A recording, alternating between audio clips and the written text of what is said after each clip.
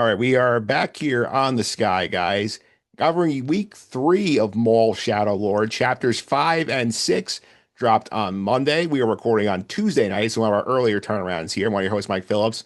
With me, as always, man's voice here in narration every single week. Uncle Pete Consadori is here. Uncle Pete, how are you? Doing good. That's weird. I'm trying to get used to this whole Uncle Pete thing. I Yeah. don't know. I don't know if it rolls off the tongue. But anyway, great to be here. Excited to talk about these episodes. Yep. Nick Friday is away this week. He'll be back next week here. Joining us today, we did get the other Nick here. Recovery Room Nick is with us. Nick D'Alessio, welcome back. How are you? I'm doing great. Thanks for having me. Oh, Pete, Yeah. you weren't looking. Hold on, I'll do that Yeah. again. Yeah. Yeah. He Doing went. great. Thanks for having me. Yeah, he went full zero. Yeah, he pulled the zero no scope. His was better. His was better. If that was in Book of Boba Fett, I would have been fine. I would I have was loved it. I, I was driving in my van and I'm listening to the podcast and I hear like I wonder if Nick does a 360, and I was like I could do that next time Yeah, I'm on. So anyway, yeah, thanks for having me. yeah. Thanks for coming on, Nick. How you liking Mall Shout? I know like you've been a little busy, so you did a little binge out here to catch up with us. Yeah, I was away on vacation, so I watched all 6 episodes over the last 2 days. So I don't know how you guys feel about it. But I'm a little bit torn because like I love the art style. I think it looks amazing. I love the like hand painted backgrounds with mixed with like the cell shaded kind of looking characters. Like I think it looks amazing.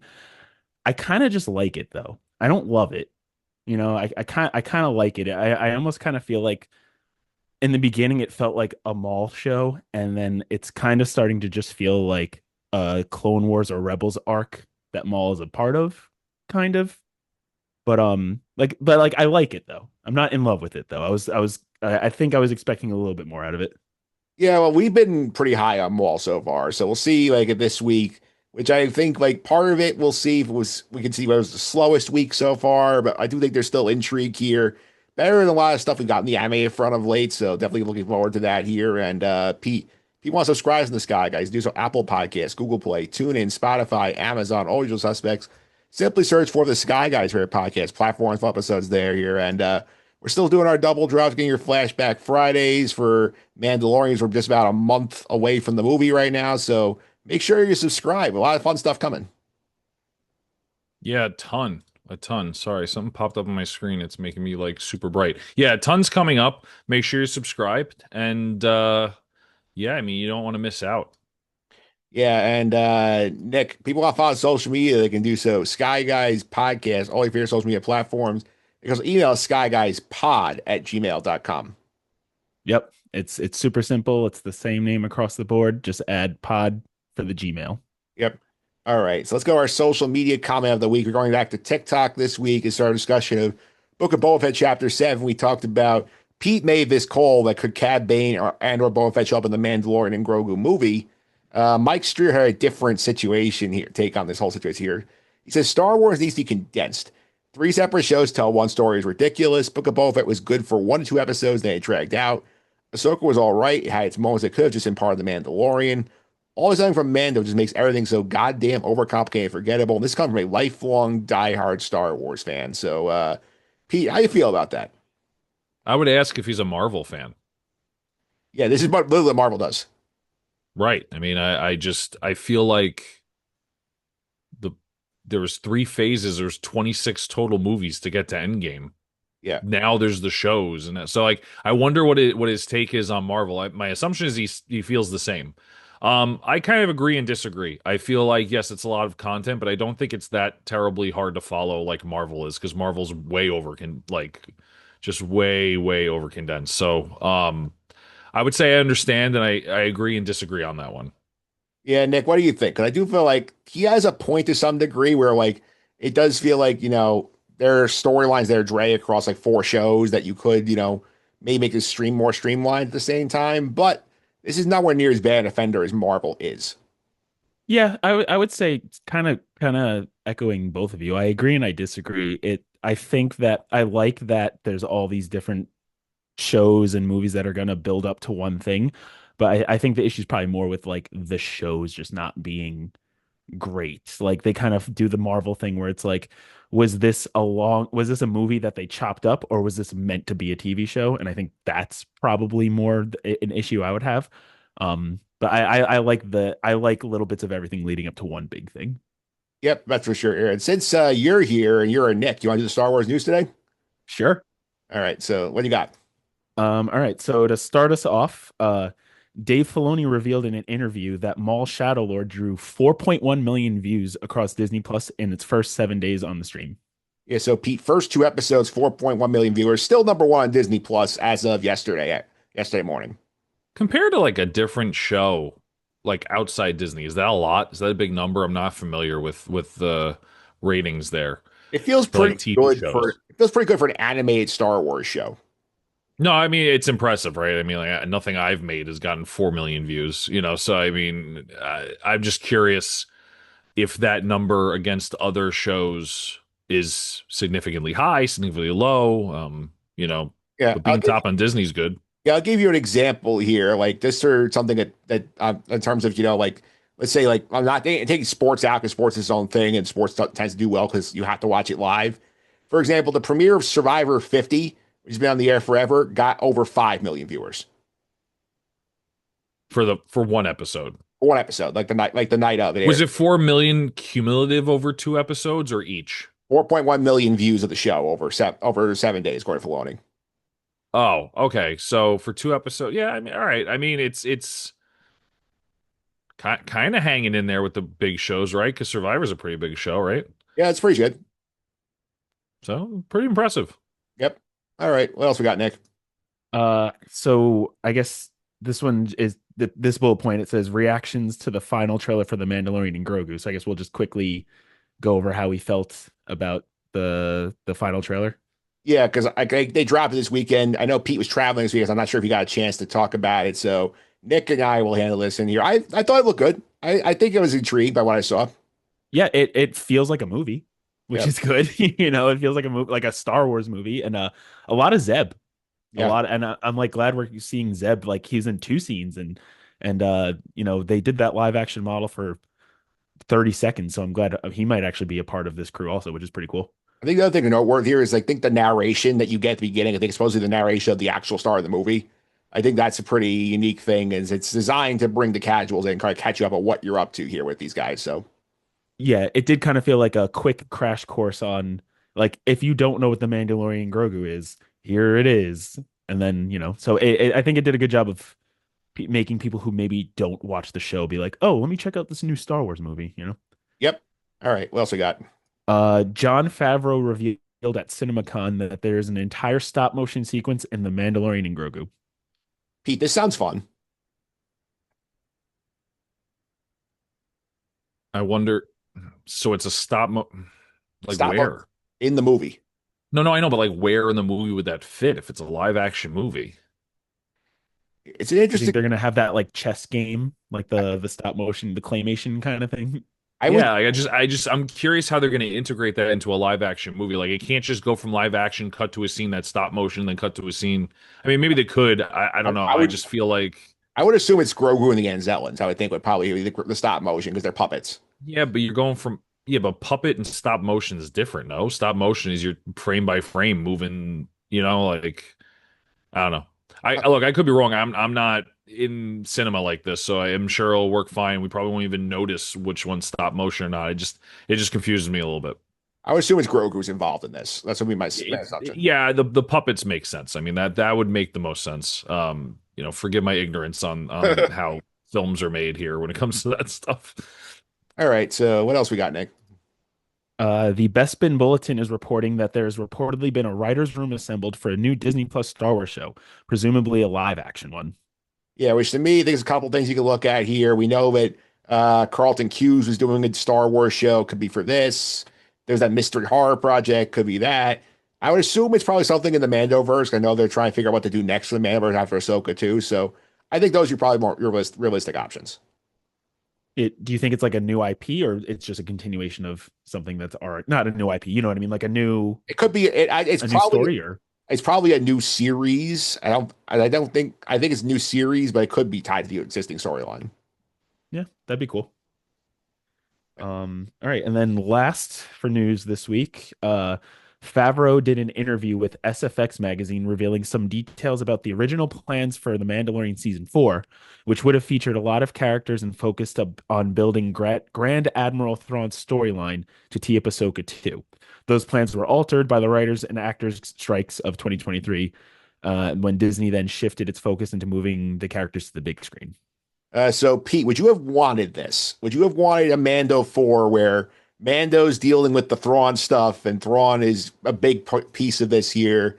We got the Shadow Council in Mando 3. Like, would you have wanted this? Or are you okay that like we are saving Moses for Ahsoka now?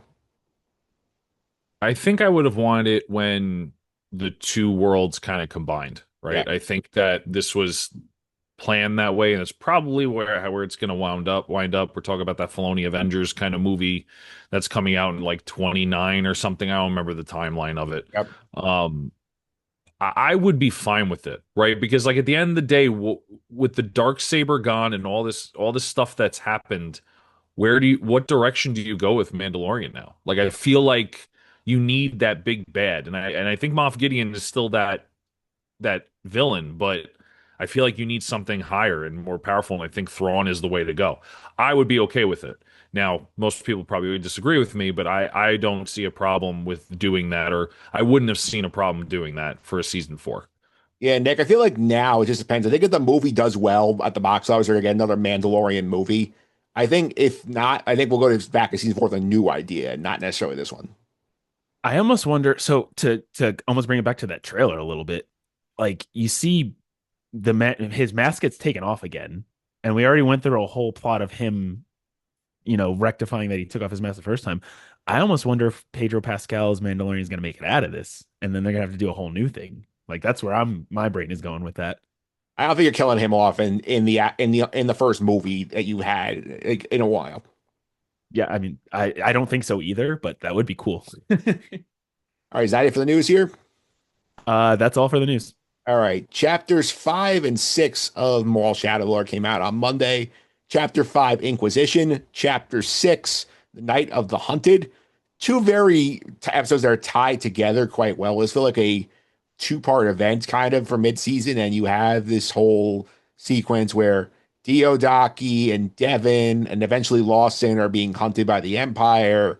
Maul's getting in. Maul's kind of sidelined for most of 5. He showed up at the end of 6 to try and get Devin out of harm's way. So, Pete, what do you think about what we got this week?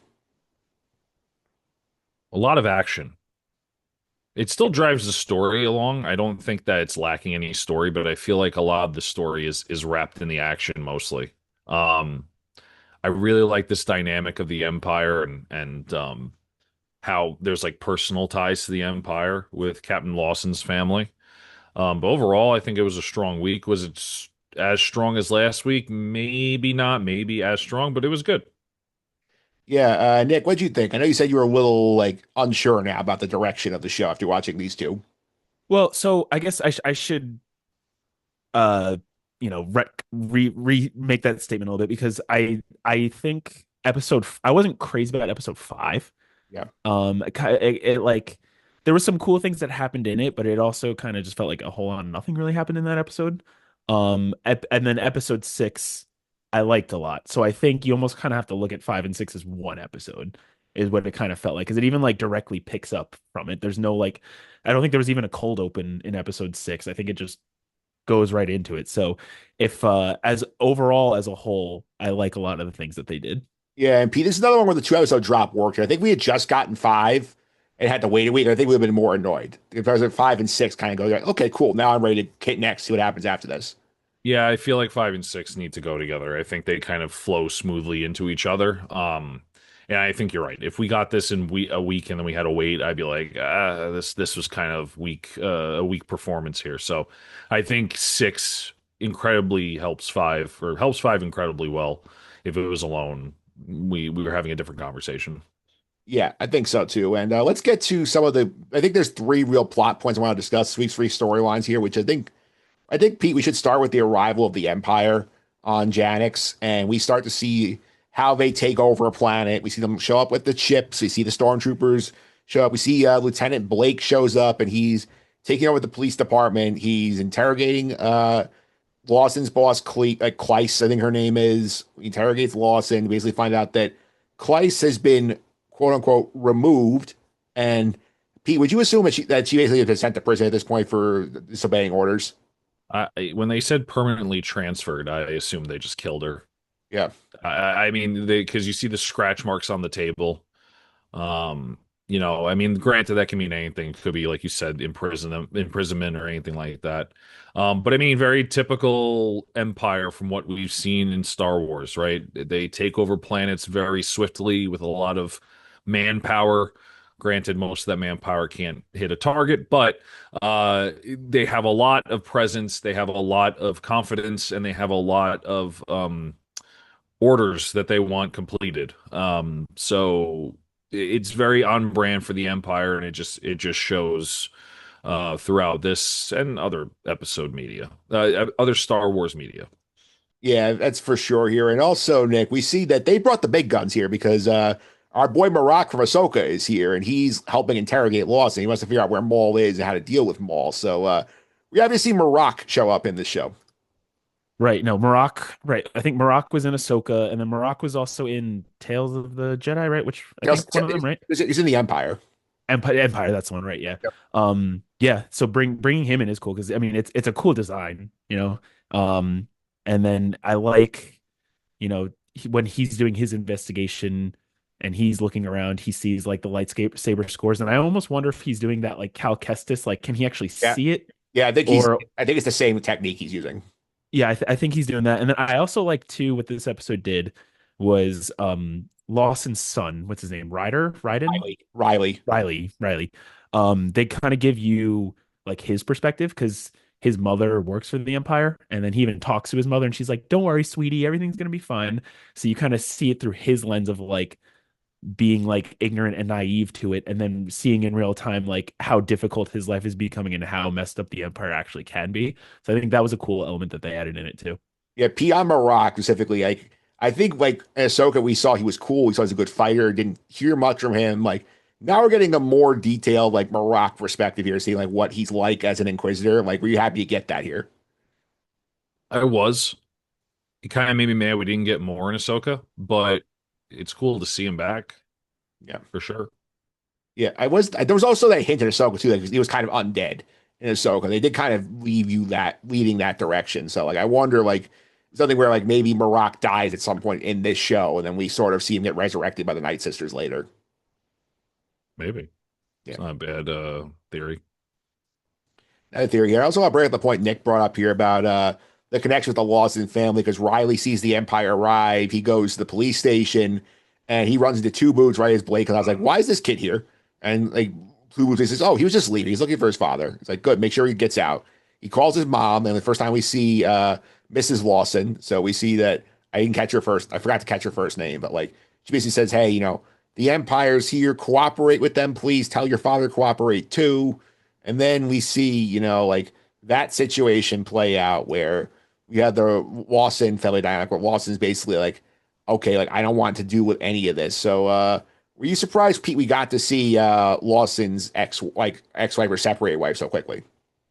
No. I mean, I think one of my predictions was that she was going to be the next episode because the Empire was coming. And I think it's kind of I don't want to say a layup, but like ex-wife or separated wife works for the Empire. Empire's coming, and either I thought personally she was going to be the person to take over the precinct. That's kind of where I was thinking. But I wasn't surprised to see her. I think I was surprised to see her in that capacity, where it was just a phone call or what Yeah, like a hollow call. I don't know. You know what they call it. But yeah, I mean it adds to that family dynamic that like we have someone in the Empire saying you'll be fine, but really they're not. So I think that adds a strong piece to the storyline. Yeah, and Nick, also note here with Lawson's like separated wife. I'll look up her name here in a second, just make sure I have the right name here, just to avoid mixes up here. But like, as you know, like she's not in like a military uniform on the phone calls. She's like in like more of like a sort of like government official kind of role, maybe like a scientist kind of role. So like she's not like military involved. So you wonder if she's more trusting of the Empire than like Lawson, who's probably been around and seen things that she hasn't seen. Right. And it would make sense that that would be like a point of contention as to why maybe they're currently separated. Yeah. I also wonder because when she finds out the news that her husband's being interrogated, she kind of like looks off screen a little bit, almost like she's like either she's in the middle of something or she's thinking about something. And I almost wonder if they let him out of the interrogation because of her. Like, I wonder if she pulled the strings behind the scenes, and that's why he was like, kind of just sitting there, like, can I get some coffee? And then they let him out. Like obviously they were probably doing the trap where they let him out so they could follow him. But I wonder if she kind of was like, hey, let him go, and then the rest happens.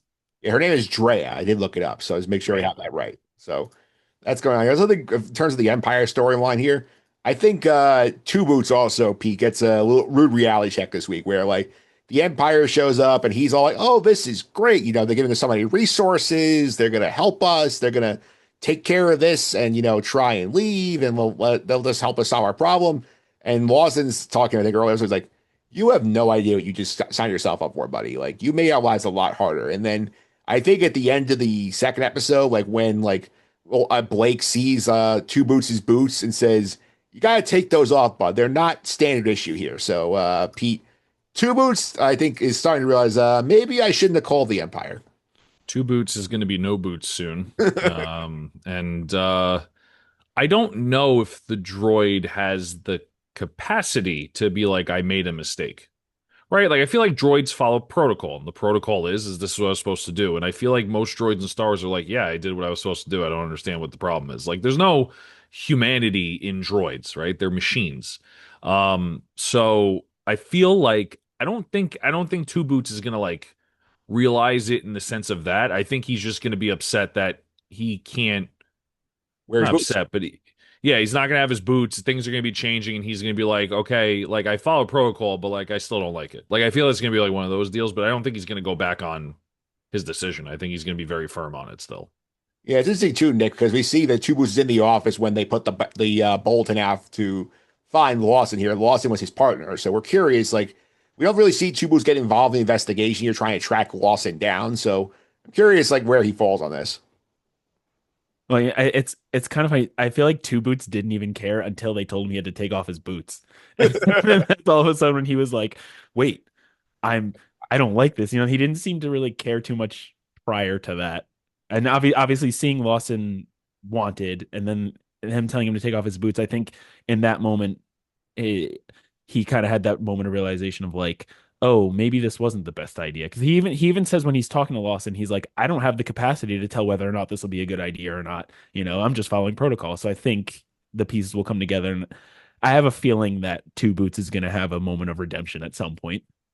All right, we'll see if that happens here. I think the next storyline I think we had to touch on first is Diodaki and Devin trying to escape the Empire here. And Nick, I know you haven't caught up on the podcast yet. We've been calling, you know who voices Diodaki, correct?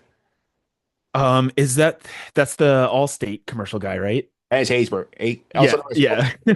also as President Palmer from 24. Right, right. But even when he was president in 24, I always heard the Allstate guy.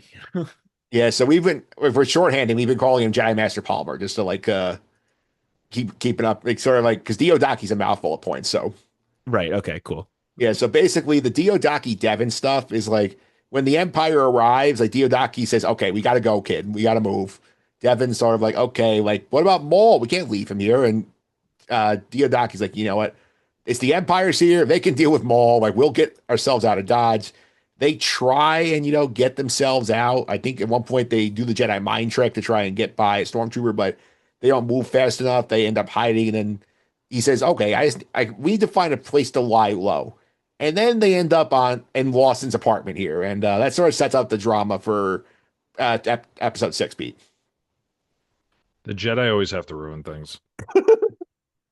Like what did Lawson's family have to do? Like I understand like they were seeking refuge, but it's just like very like past the buck. It's like, hey, I know you're gonna get in trouble. Like literally Diodaki's like, yeah, your fate is probably exactly like ours, so pretty much they're gonna try to kill you. But we decided to come here anyway because we feel like like tunnels we could take. And it's like, come on, like you literally are putting these people in danger.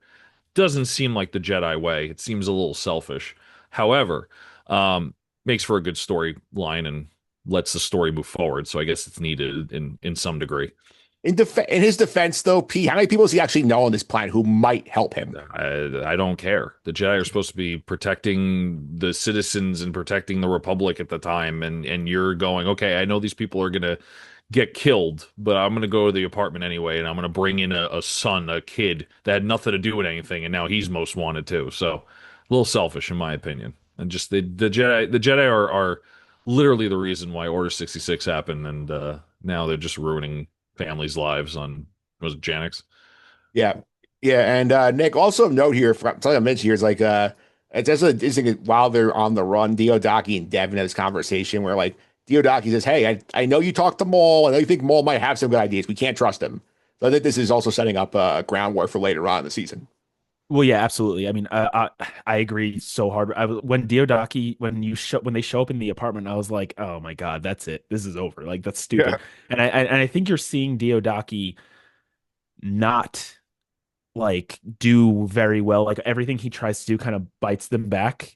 And I think it's on purpose. I think Devin is supposed to see her former master like and start questioning whether or not she trusts her master and like start listening to what Maul's been saying. And I think that's intentional. Like I think Diodaki's written to be a character that messes up a lot. So Devin has this kind of crisis of like, do I trust my master or do I trust this new guy who's like actually making a whole lot of sense? I think that's what's happening. Yeah, I think to Nick's point, Diodaki kind of feels like he's still operating under the old Jedi playbook, where he's like, okay, if this happens, we go find a friendly face. We'll go talk to somebody in law enforcement we know. They can help us. And like, oh, like, this is not the Empire's problem. Like, we'll let the authorities deal with Maul. We'll just like take care of ourselves and find a sympathetic face to get out of here. And like we have to maintain our principles. And then like you sort of like see Devin sort of realize like, like our principles got us in this mess. And like you don't seem to have any of the right answers to get us out of this yet. Which is going to push Devin closer to Maul. I mean, it's literally the Anakin storyline. If you look at it, it's pretty much the Anakin storyline. You have a Jedi who's confused, who's like, shouldn't we be fighting back? Like we're supposed to be protecting the people, and Jay's like, no, let them deal with it. Like we don't care. Like we got to make sure we're okay. And it's like, I don't know about that. And now you're pushing the person or the Jedi to the dark side because the dark side knows how to manipulate and say, hey, we have the same enemy. I don't want the Empire here either. And like it's like they connect and then you got another Sith Lord. So um yeah, it's just super selfish of the Jedi Order back then, I guess. It just seems like he just can't adapt. There's no dynamic, learning here. Yeah, for sure. Chapter 6, 90% of it is basically this chase sequence where like Marok and his stormtroopers show up at Law's apartments. They tracked him and they find the Jedi there and they're trying to hunt for all of them there. I think that basically covers it. Most of what's happening here. There's a lot of great action stuff in here. If you want to watch the episode, I'm not gonna spoil all that. The couple dynamics I wanted to touch on here is number one, Nick. I think like we spent a lot of this episode where like with like Devin making a friend with Riley, where like they're hanging out in Riley's room when the adults are talking, and then they split up and are working together for a while. They end up on the train together at the end where Maul comes and saves them here. I think this Devin Riley relationship now, so now that they're with Maul, I think it's going to be an interesting dynamic that Maul tries to exploit. Yeah, because I think Riley is in a position where he's very vulnerable, right? Like he's just seeing like his world literally crashing down. Like the day before he was scoring goals in his space lacrosse. I don't remember what the sport is called. I think And it's like they called it Bodakin, I think. yeah, right. And previous day he's scoring goals and he's living like a normal kid life. And then the very next day, literally these Jedi come in and his home gets destroyed and he's on the run now. And I think Maul's influence is really, really making Devin question things. So you would imagine that this kid Riley now, who's like he doesn't know who the enemy is, and he's seeing the Empire do all these things, and he's seeing Maul come in and explain things for the first time. So it's going to be interesting which way he goes. Like if he's going to like be more sympathetic with Maul or with the Empire or side with his dad. Like there's a lot of things you could do with his character. Yeah, Riley's kind of caught in the middle right now, Pete. And we see like obviously, like it seems like he's got a bond with Devin. Like he's doesn't understand like how she has no idea what his sport is. Like she's obviously not lived life. So like I think like if they keep them separated from the adults for a little bit and leave them with Maul, I think that sets up some interesting stuff for both of them. Before this episode, I would say Riley was going to be someone recruited by the Empire because I think he was just getting so upset with his dad and how things were going. But now this dynamic between him and the Jedi, I kind of agree with you. I think if we separate them from the adults for long enough, the dynamic is going to change drastically, especially with Maul in the picture. Yeah, it's true. Another interesting angle here is that we do see at one point like Lawson and the crew go back to his underworld contact Lena for help getting off world, and like they can't get very far because the Empire is basically shows up at her door, and we don't know what happens to Lena. Presumably she gets like arrested by the Empire based on like the chaos going on here. He's doing good fight stuff here, so I do think like interesting like the Lena Lawson dynamic, which we think we know from the comic books that went along with Maul that Lawson was a bounty hunter in the past. So clearly like they worked together on jobs before both of them tried to go legit. Yeah, you see that, and then it also kind of makes sense too why like Lawson's so good at just mowing down stormtroopers. Yeah. Like he's used that blaster before. It's not like he's new to it, and yeah, that makes an interesting dynamic where he was like, she saved my life before I saved her life, like we're both here because of each other. So I don't think this is the last we're going to see of her either. But it is cool that there's this whole background, and it makes sense that like because if you're watching the show and he's just mowing down stormtroopers, you're like, this is just a guy, but like he has a history. So I like that they gave him that little bit just to make it more clear that like this isn't just a regular guy, and this is why he's able to escape out of these situations because he's probably been in them before. Yeah, that's true. Let wrap up here with the Maul stuff. And it's we're 30 minutes into the Maul show and we haven't talked about Maul yet. He didn't have a lot to do this week. The stuff I'll mention here is that like in the episode, I think episode 5, the Maul storyline is basically that like Cass finds out from the spy bot that about the Empire. She wants to leave. Maul says no, I have things I can do here. He still clearly wants Devin. Interesting note here though, Nick, that we see that some of Rook's Mandalorians are not happy about this, and they say, "Oh, like this is more than we bargained for here." So, because of dissension in the ranks, it could emerge like later in the season with the Mandalorians. Yeah, so I don't think I was wondering that. I don't think they're all Mandalorians. I think it's just the one, right? I think it's just that girl seems to be like the remaining one, and the other ones are just kind of like paid mercenaries, right? They kind of say something along the lines of like, as long as the credits keep flowing in, we'll keep doing this. So like, I don't think they are very loyal to Maul. I think Maul has the one person, but even she's kind of questioning him a little bit. So there could be some tension in the ranks there. Yeah, Pete, you think that maybe these Mandalorians kind of take off at some point and decide like, like this is getting like this is not worth the money. Like we're out. There's going to be a mutiny of sorts. I Yeah, think it's going to be a fight. I don't think it's just going to be a leaving. Um, they're gonna try and like take some of Maul's like credits on the way out the door. yeah, I think they're going to be like, "Hey, we've been working for you for free," or something like that, because the Empire is like, "We want our cut," and they're going to try to fight Maul, and it's going to end poorly for them. Yeah. That's what I think is going to happen. Yeah, and Vario stayed aboard. Vario is basically he asked to leave, and Maul basically says, "Hey, you know what? Fine, you can go. Have fun dealing with the Empire." And then he says, "You know what? Fine, I'll stick by you." So Vario is with us for a little longer. I haven't been listening to you guys the last couple of weeks. I'm sorry. How do you guys feel about Vario? I kind of love him. I kind of it's really funny to me to have like an alien have like that kind of like old school mafia kind of voice, and I kind of like him as a character, even though obviously he's turned.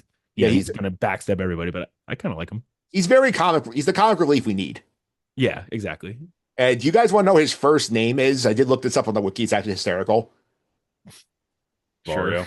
Vario, No, his that's his last name. His Vario, first Vario. no, his first name is Ludi. Oh yeah, Ludi Vario. Yes. that's said in the show. Yeah, like well, I don't think we commented on it before. No, no, we didn't. Yeah, Ludi Vario. Yeah, very obvious what he's in for. It's a little on the nose. Just a Uh, yeah. And he's voiced by Chris Diamantopoulos, who's a interesting voice actor. And he says that he's a shyster. He's like a space cockroach. I think it's a good way to put him. Yeah. Yeah. Although I kind of like Vario as his name. So I want to keep that canon moving forward. Yeah, that's going on here. Another interesting thing here is like, I did think it was funny that like we spent the first minute of chapter 6 with Maul practicing his lightsaber moves and they could show off their animation. I thought that was funny. Yeah, well, I think the real reason the reason is because like they were fixing his leg the previous episode, right?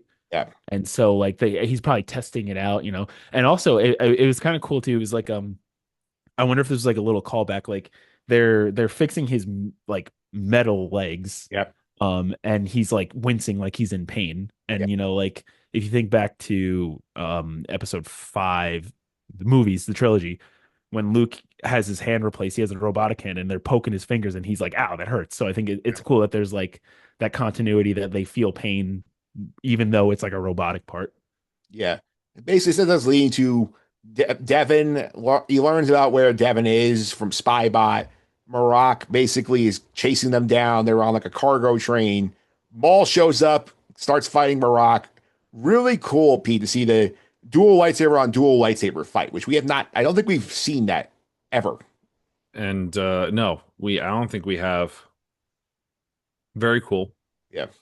I think the most important part of this fight, though, is that Devin and Maul were fighting side by side. Yeah, Devin helps. I think that's the portion that needs to be highlighted. I mean, it's a cool fight scene for sure, but I think that's the start of the end. I think for Devin.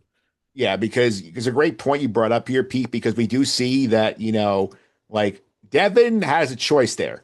Like she and Lawson and Riley are on the train, and she could have said, okay, you know what, like he let them fight each other. Let's just like cut the train cord and run and let them deal with each other. But like she chooses Nick to help him, which makes you think like, oh, like maybe Diodaki's onto something here. And like she is a little influenced by Maul more than she wants to admit. Well, even before she met Maul, she was already like kind of having those impulses. Like, I mean, she got brought into prison because she wanted to steal food, you know? So Yep. like I think she's already questioning the ways. And then, you know, Maul's intriguing. Maul's he that's what he does. He plays mind games. He gets into your head. He knows how to like persuade people. Yeah. So like of course she sees that and she's like, wait a second, I don't want this guy to just die though. Like, you know, maybe she doesn't want to help him, but she also doesn't want him to die.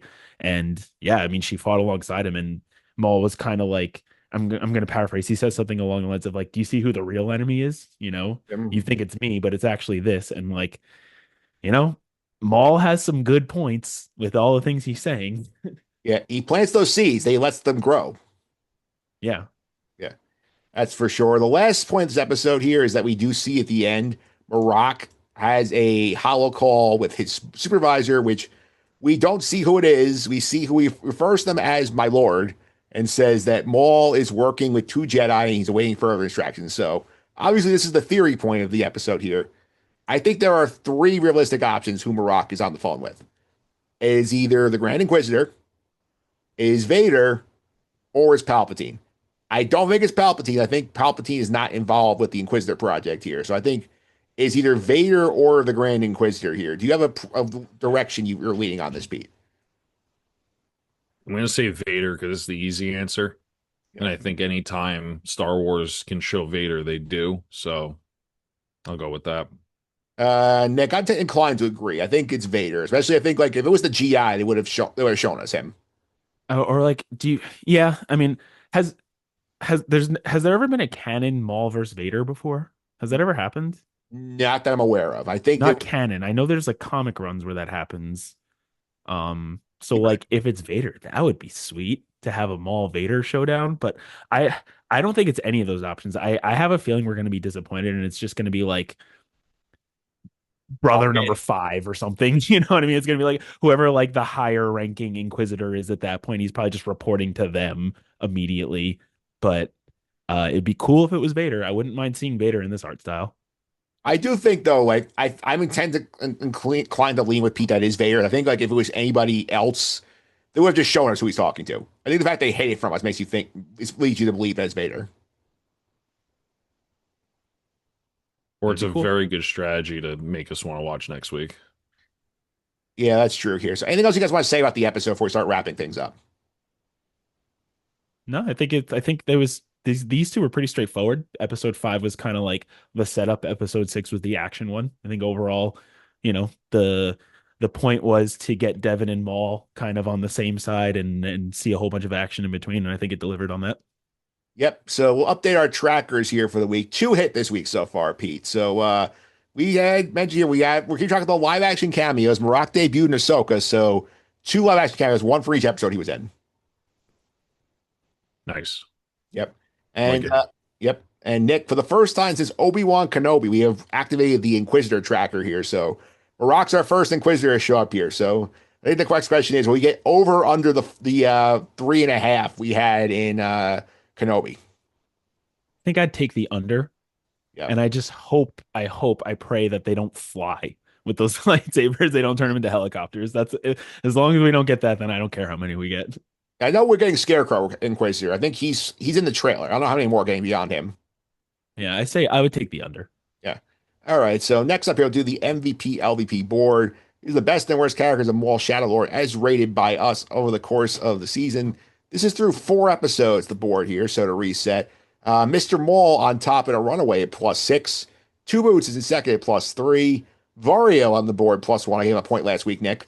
So I know I'm sure you're happy about that. I do like that. Yeah.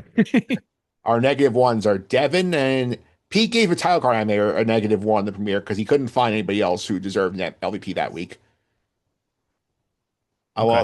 also add in here -2 Demas, then Jedi Master Palmer and Lawson are tied for the rear at -3. So Nick Frietta will give us his picks next week. He's away this week, so he's not gotten to watch the episodes yet. We're recording early in the week, so Nick, you want to start us out here? Who is your 2 MVPs of the week? Sure. So I'm the first one I'm gonna give to Devin because I think every time she was put in a really, really bad situation, she got out of it and she was very helpful. I'm gonna put a new name on the board. I want to give some love to this character. I want to give an MVP to Spybot, the little pirate Spybot, Yeah. because every time they need to find something, Spybot's just like, oh yep, I'm gonna find it, and he tracks them down and he knows where everybody is at all times and does everything. We got to give Spybot a little bit of love. Yeah, Spybot's a good shout, Pete. So I like that addition from Nick. I'll reel my picks here. I'm giving Maul MVP again because just the fact he shows up and basically wipes the floor of Maroc and ends up winning that fight before they leave. So he gets a point there. I'll give one to Devin here, just also for the fact that if she doesn't steal that gunship at the beginning of the whole escape sequence, that they're all dead. So I think she gets an MVP for that. So where are you going?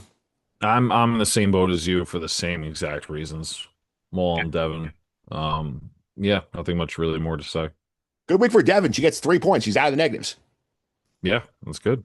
All right. LVPs here. Nick, who's getting an LVP from you? So I'm gonna give one to Two Boots because like not only did Two Boots messed up, but he like doubled down on it in this episode. He's like looks around at all the Empire taking over and he's like, isn't this wonderful? It's like, come on, man. You no, it's not wonderful at all. And I kind of want to give one to Riley's mom because like he called her and was like, as it stands right now, this maybe might need to get corrected, but as it stands right now, he called his mom for help that he knows works with the Empire, and she basically was like, nah, you're fine. And then their house gets destroyed. So I mean, like, I wonder if eventually it'll come into fruition that she helped, but as it stands right now, she kind of just did nothing to help out her son. Yeah, so I'm with you on Two Boots. He had a very bad week. He got told to take the boots off, so it's not a good week for Two Boots. So he's automatically LVP point there for him. I gave one to Lawson again because this is not a good week for him. He basically gets fired. Now he's on the run. He's saddled with these 2 Jedi who he wanted nothing to do with, and his kid's in danger because he couldn't catch Maul. So bad week for Lawson. Pete. We're gonna give it to No Boots and Uncle Diodaki.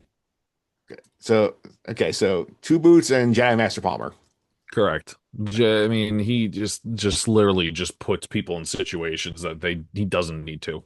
It's just and Two Boots again, like Nick said, like was like double downing and going, yeah, look how great this is. So they're getting LVPs. Yeah, Two Boots this week was literally like the meme of the dog at the table with the fire burning around, going, "This is fine." No, he was like, this is great.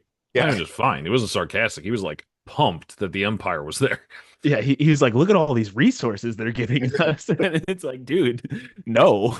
yeah, he's like, "Look at this rope they're giving us to hang ourselves with." Yeah, that's basically what he's like. Yeah. Yeah, that's true here. So next we'll grade the episode on a scale of 1 to 10. 1 is worse than 978 Holiday Special. 10 is out there at the Clone Wars finale for the pinnacle of animated Star Wars content. I'll start us out with Chapter 5, which I think was the weakest of the season so far. I still give it a 6.5. I thought it was solid. I don't think nothing like crazy. I've seen worse in animation, much worse. So I'll start there. Pete. I mean, it was 7. I still think it's a good show, and I think it's good quality, and the writing's good. Just not as much happens, so I'm not going to ding it too hard on that. So I'll give it a 7. Nick. Yeah, I guess I'll reiterate the Sky Guy scale, right? 5 is average. Yep. It's not, this isn't school. 7 is an average. 5 is a totally average episode. So with that being said, I would agree with like a 6.5. Like it wasn't a bad episode. It was kind of just like a setup episode, and there wasn't really, I think when you think back on the season, you're not going to think about really too much about anything that happens in this episode. You'll think about the apartment and it's starting there, but that's the start of the next episode. So All right. Chapter 6, Pete. Where are you giving it? I'm giving it an 8. I think it's better than the episode before. I think a lot of great action, but I don't. The thing about this episode, even though it was really, really great, I wasn't like, oh, I can't wait till next week. It was just like, oh, okay, they escaped. I wonder what's going to happen. There's no like edge of my seat kind of feeling after all the action ends. So it's an 8 for me.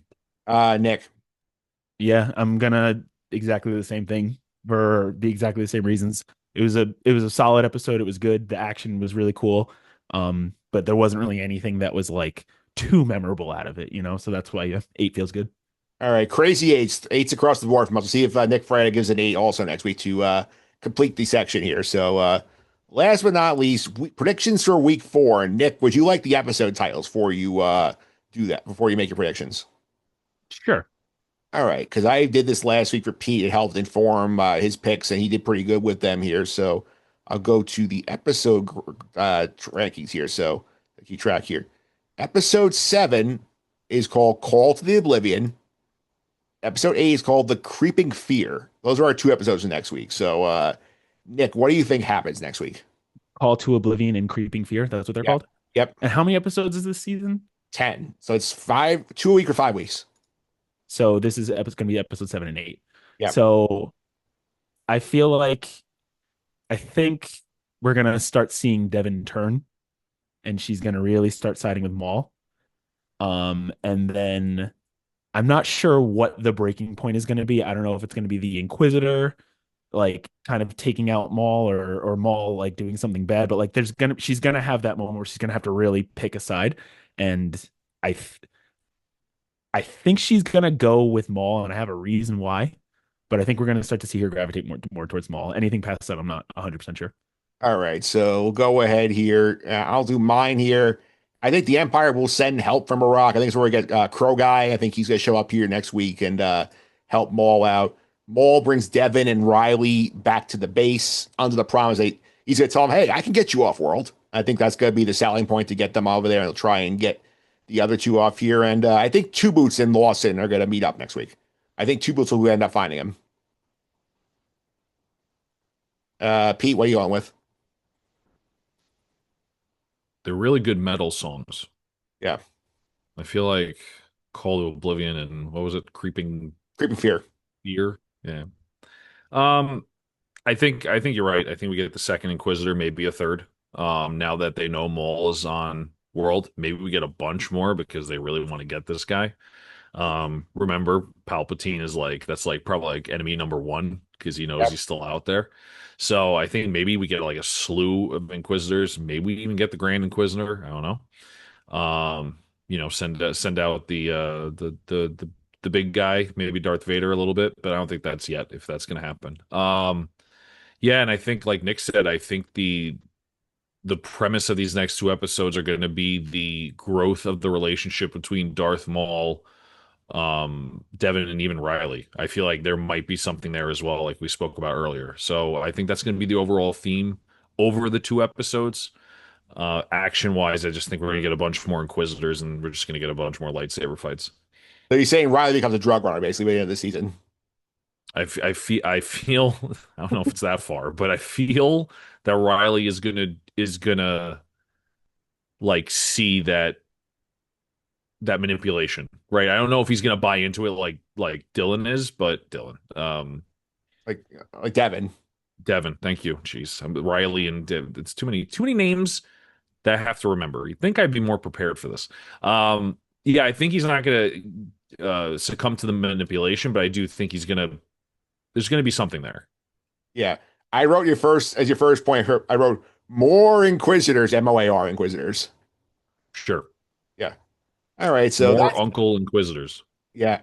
Yep. More Inquisitors. That's it for us this week. Next week, Matt covers chapters 7 and 8. And Pete, we're over the halfway point here on Maul Shadow Lord. Slowed down significantly. I mean, I remember last week I was talking about like, wow, these are the first 4 episodes. I can wonder what's going to happen next. I think this is a fair time to slow down a little bit. We have 4 more episodes, and maybe it'll ramp up to a really, really good finale. Yep. It's definitely a great point. Nick, thanks for coming on and filling in for Nick for Anna this week. People want to keep up with you on the Twitch stuff. How can I do that? Yeah, no, thanks for having me. I'm always happy to be here. Yeah, so go to twitch.tv/the recovery room. We're about to finish up Resident Evil Requiem. And then once we're done with that, we're gonna start a whole new series. So if you're interested in any of that, come check it out. Pete, people want to follow you on social media. How can I do that? At Consy29 on Twitter, CONSY29, AP Tyler 308 posted this background on Reddit. Make sure you check him out. Yep, you can also follow me on social media at Phillips331. It's MPHILIPS 331. As you go over on the Just End the Suffering podcast, we're going to get you ready for the NFL draft, Pete. I had Bill Benner, the sporting news, stop by to preview some of the top prospects here. Jets sitting at 2-16, Giants at 5-10. As always, draft season is the best season for the NFL teams around here. Is it? I feel like Jets don't know how to draft. Yeah, They well, know how to draft. They know how to draft so that they do well on other teams. yeah, I don't understand it. yeah. I But it mean, should be an interesting podcast. Should be an interesting episode. is it worth watching the actual games of them?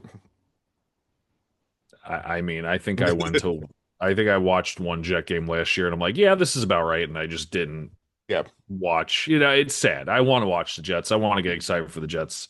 I usually coach on Sundays, which makes it a little bit harder, but um it's tough. It's tough being a New York Jet fan. Actually, it's tough being a New York just Anything sports fan. fan right now. Yeah, it's just Yeah. like we're just I don't know, maybe big market pressure. I don't know. But let's see. Let's see how it goes. Yeah, we'll see how it goes here. And Pete will be away next week. He's on vacation next week. He'll be back in time for the finale though. I will be hiding in Lawson's apartment. Yeah. He's going to go give Chubu's new boots. I'm gonna give him. He's gonna turn into like 2 hats or something. I'm gonna give him a different article of clothing that he can wear. 2 ties. 2 ties. Yeah, exactly. Jeez, imagine they put 2 ties on this guy. That's not standard issue. You can't have that. Sorry, it's not standard issue. Ties might be. It's very professional. Actually, it might be. Yeah. Yeah, he might be here. So that's it for us this week. We'll be back next week to cover chapters 7 and 8 of Mole Shadow Lord. Until then, may the force be with you.